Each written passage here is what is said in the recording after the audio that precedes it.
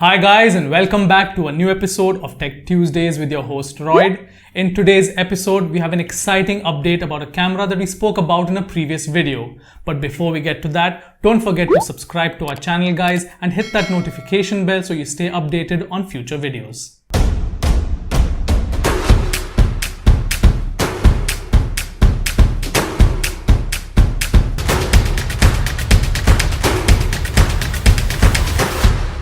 Now, before we get to the topic of the week, there are three pieces of news that I want to talk about first. Get it? R3. Our first piece of news comes from Sony, who announced a new Alpha series camera for vlogging. The ZV-E10 is a new APS-C camera, and since it's designed for vlogging, it has some really cool features like real-time autofocus and also a zoom control right near the shutter button.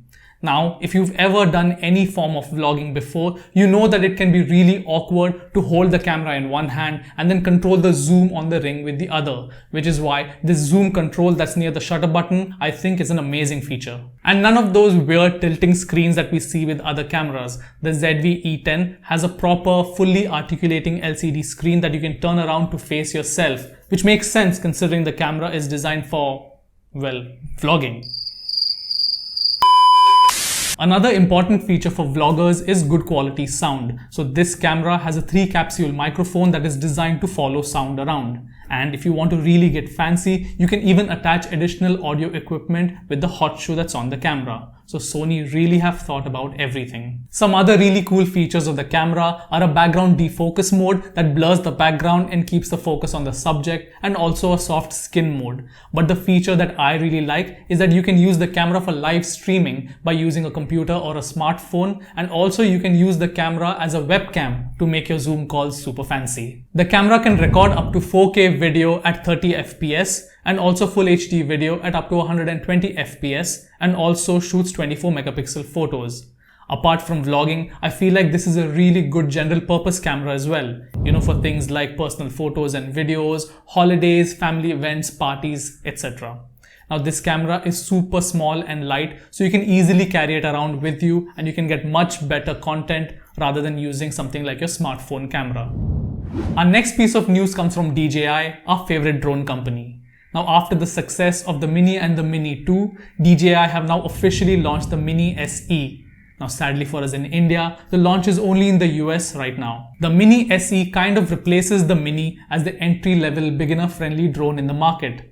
This new drone can shoot 2.7K video compared to the 4K that the Mini 2 is capable of, but the drone still shares a lot of the same body features and functions as the higher end model. The drone is super light and weighs only as much as your average smartphone. This makes it extremely portable, and since the drone weighs only 249 grams, it actually puts it into the nano category of drones in India, so they're exempt from certain regulations. Since the drone is designed to be beginner friendly, it has some really cool features like quick shots where the drone can perform certain preset movements, and also Cine Smooth, which makes it really easy to fly the drone in tight spaces by giving you additional control. This drone is a great option if you want to explore the world of aerial photography, but you don't want to spend a lot of money on an expensive high-end drone. Take the Mini SE with you on your next holiday and capture some really unique and magical moments. At $300 in the US, the Mini SE is an excellent way to get started into the world of drones. And if you're worried about damaging your drone or your blades, worry not. You get a 360-degree propeller guard in the box as well, so that your drone is protected as well as everyone around you as you practice your piloting skills. Our next piece of news before we get to our main topic comes from a survey published by a Japanese financial publication called Nikkei, which lists the camera market share of the top 5 camera and sensor manufacturers in the world. Now, camera owners can be some of the most brand loyal people on the planet, so I guess I should issue a little bit of a trigger warning before the next part of this video. Now, the survey is more about the number of cameras shipped rather than sold, but it still gives a very good idea about what are the most popular camera brands in the market today. It comes as no surprise that Canon leads the pack at 48% market share. Sony is a little bit behind at about 22%, but the real shocker here is Nikon, which is at 13.7%. Well, I don't even know if it's a shocker anymore, because there was a time when Nikon was a dominant name in the world of photography. Well, not so much anymore. Fuji and Panasonic bring up the rear at 5.6 and 4.4% respectively, so both of these are still very niche options for photographers and cinematographers. Now the reason I think that these numbers are important is because if you're someone that shoots with a lot of different teams, then it's useful to know what are the brands that these teams shoot with.